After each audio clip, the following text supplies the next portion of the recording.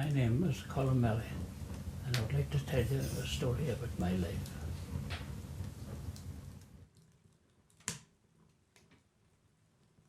This story began in September 1923 when I was born in an area called the Rosses, which is situated along the northwest coast of Ireland.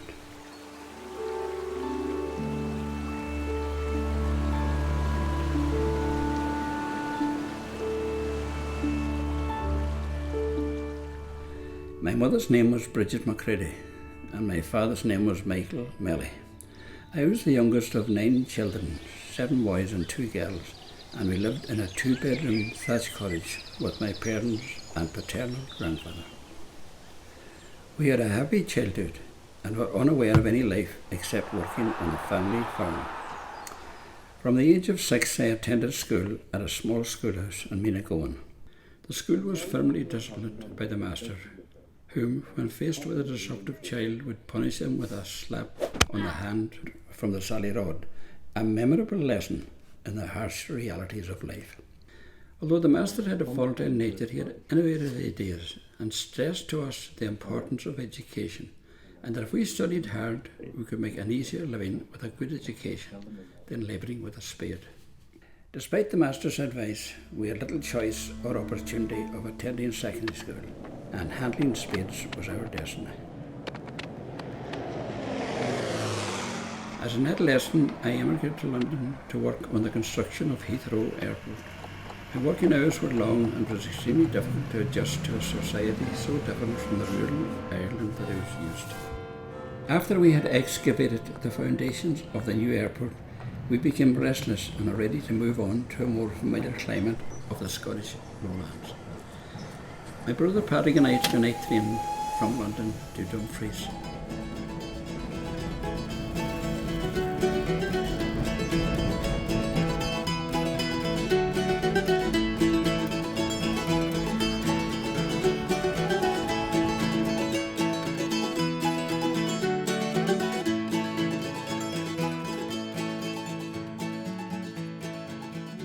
Although we were living and working under better conditions, it was a bitterly cold winter.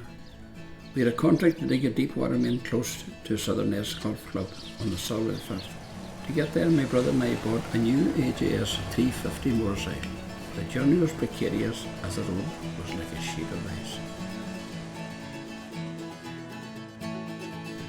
When the Second World War ended, there was a transition period in the state of living, and I, along with many emigrants, returned to Ireland to start a family of my own.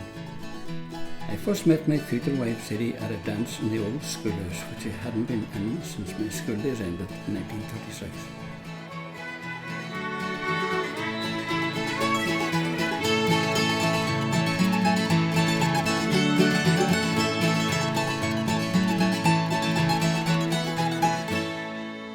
A year later, we married and let him make a word, and it was the happiest day of my life. The decade of the 60s brought about new adventures when we sold the family business in Donegal and purchased the Moran Bar in Strabane, Northern Ireland. However, what we did not expect in the years that followed would be the violence that erupted around us and what would become known as the Troubles. Next door to our house was a labour exchange, which became a frequent target of an unforgettable bombing campaign.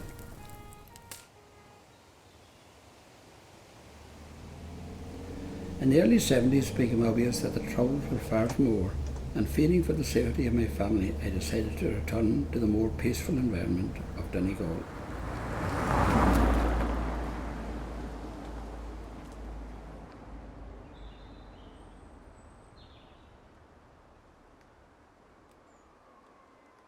Nowadays, a dwindling number of pupils who attended the old school are still residing in the Rosses. The majority of them emigrated in their teens and cherished a dream that someday they would return to Ireland and spend the remainder of their lives here. While many did not return to live out their lives in the Rosses, others who didn't return would make arrangements with their relatives to have their remains interred in their homeland at the end of their days. As I walked along the path of the cemetery, I can recall many happy memories of friends past as I read the instructions. The faces of the deceased recalled to my mind like pictures from a Super 8 movie camera. One headstone had the names of my parents and my brother James and Michael.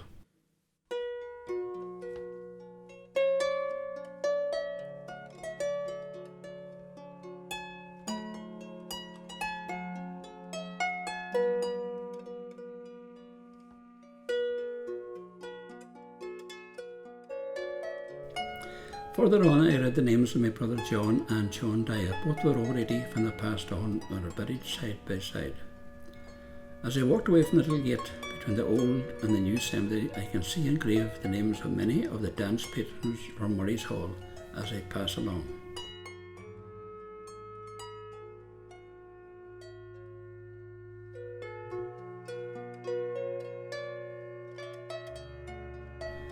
In the old days of the dances, it was women to the left and men to the right, but there in their final resting place there is no segregation.